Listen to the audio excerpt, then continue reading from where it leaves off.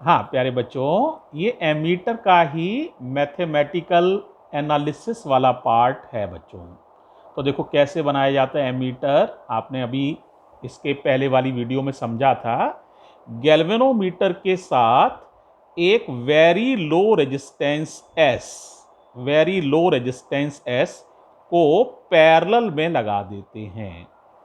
Galvanometer के साथ एक वेरी लो रेजिस्टेंस एस का नाम है वेरी लो रेजिस्टेंस, यानी इसकी वैल्यू काफी कम होती है। इसको किस में जोड़ देते हैं? पैरेलल में। इस तरह ये पूरी जो डिवाइस बन गई, इसका नाम ही हो जाता है एमीटर। पहले बताओ इतनी बात क्लियर है?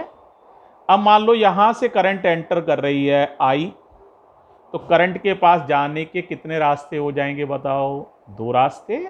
मान लो इस रास्ते से कितनी करंट जाती है? I G, current through galvanometer. Total current I थी, आई जी इस रास्ते से गई, तो बताओ बाकी कितनी करंट बचेगी? आई माइनस आई जी। वो किससे जाएगी? एस से। ओके है। अब बेटा जी और एस पैरेलल में हैं, और पैरेलल में तुम्हें मालूम है पोटेंशियल डिफरेंस सेम होता है।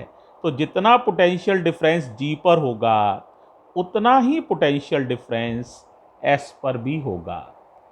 अब वी का फॉर्मूला मालूम है ओम्स लॉ से, I1 R1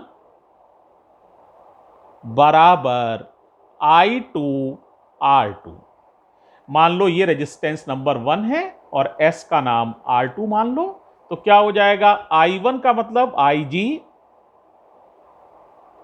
इंटू R1 का मतलब कैपिटल जी का मतलब है रेजिस्टेंस ऑफ गैल्वेनोमीटर, यहां G सफिक्स में है, गैल्वेनोमीटर में बहने वाली current into resistance of galvanometer equals to I minus I जी।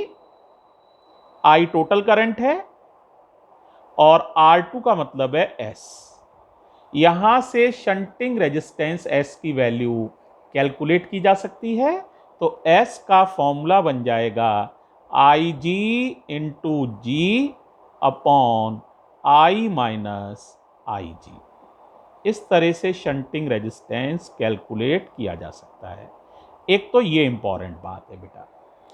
एक अगर कोई बच्चा अमीटर का रेजिस्टेंस पूछे, पूरे एमीटर का, तो जी और एस पैरेलल में है, तो मैं पता है रेजिस्टेंस का फॉर्मूला होता है R1 R2 upon R1 plus R2, parallel में है ना। ए क्यों लगा दिया? एमीटर का रेजिस्टेंस है इसलिए। R1 का रोल G प्ले कर रहा है, R2 का रोल S प्ले कर रहा है, तो फॉर्मूला हो जाएगा एमीटर के रेजिस्टेंस का GS upon G plus S। ये बच्चों एमीटर का नेट रेजिस्टेंस होता है। एक आइडियल एमीटर में ये रेजिस्टेंस 0 होना चाहिए। ठीक है, ये बात। अब देखो बेटा, जनरली एक बात और समझो थोड़ा सा। देखो इनमें से आप ध्यान से देखोगे ना, तो बड़ा कौन है? बोलो। जी बड़ा होता है और एस जनरली छोटा होता है। अगर ऐसा है, if G is greater than S, तो आप क्या कर सकते हैं? देखो रेजिस्टेंस ऑफ एमीटर हो जाएगा जी एस, ऊपर तो मल्टीप्लाई है, नीचे ऐड करना है, जी में एस जोड़ना है। लेकिन जी बहुत बड़ा है, जैसे 1 लाख रुपए में 1 रुपया जोड़ना हो, तो 1 लाख का डिवाइड करो या 1 लाख 1 का, आंसर पर कोई विशेष अंतर नहीं पड़ेगा। तो आप एस को यहां से जी में एस जोड़ने के बाद भी उसकी वैल्यू लगभग जी ही रहेगी, तो आप जी लिख सकते हैं, एस को छोड़ दो।